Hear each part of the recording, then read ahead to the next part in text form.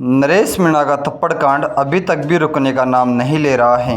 आज लगभग नरेश मीणा को जेल में बंद हुए 150 दिन हो गए हैं। 150 दिन में राजस्थान का कोई भी बड़ा नेता सरकार के सामने खड़ा होकर ये चीज़ नहीं बोल रहा कि नरेश मीणा को छोड़ो, क्योंकि नरेश मीणा ने एक थप्पड़ कांड किया था, ना कि कोई देशद्रोही वाला काम। अगर एक छोटे से इस थप्पड़ कांड की सज़ा इतनी हो सकती है तो राजस्थान नहीं, राजस्थान के बाहर भी कई राज्यों में ऐसे थप्पड़ कांड तो कई बार हो चुके हैं। लेकिन जो सज़ा सरकार नरेश मीणा को दे रही है, वैसी सज़ा तो अब तक किसी भी थप्पड़ मारने वाले को नहीं हुई।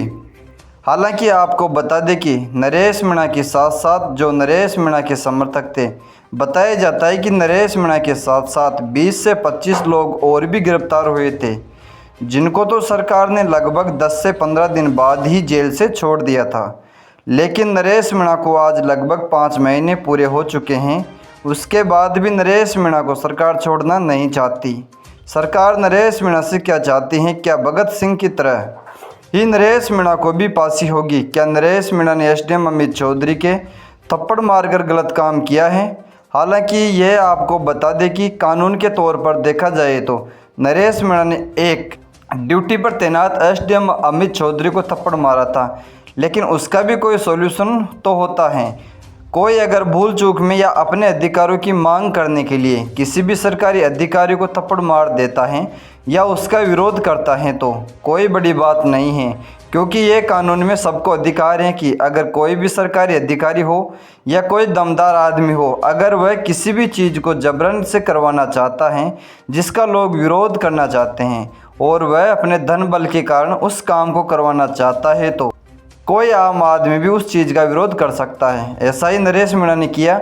नरेश मीणा ने फर्जी वोटिंग बताते हुए उस एसडीएम अमित चौधरी का विरोध किया, जिसके चलते ही उन दोनों के बीच में हाथापाई हो गई और नरेश मीणा ने एसडीएम अमित चौधरी को थप्पड़ जड़ दिया। लेकिन उसका भी अब तक कोई सॉल्यूशन नहीं निकला। अब तक उसका सॉल्यूशन निकल जाना चाहिए था। जो भी बात थी वह बैठकर कर लेना चाहिए था।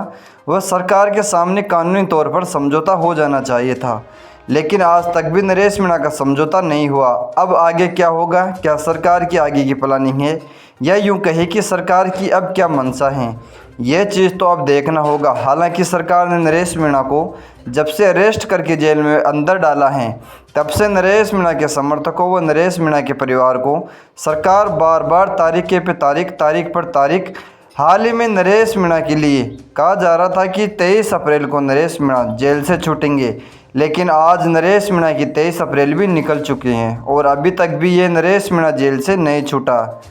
अब कब तक नरेश मीणा जेल से छूटेगा, इस चीज़ का अभी तक कोई खुलासा सरकार व किसी बड़े न्यूज़ चैनल या अधिकारी ने नहीं किया कि उसे इस दिन कन्फर्म जमानत मिल जाएगी। अब देखना ये होगा कि नरेश मीणा को जमानत कब तक मिलती है।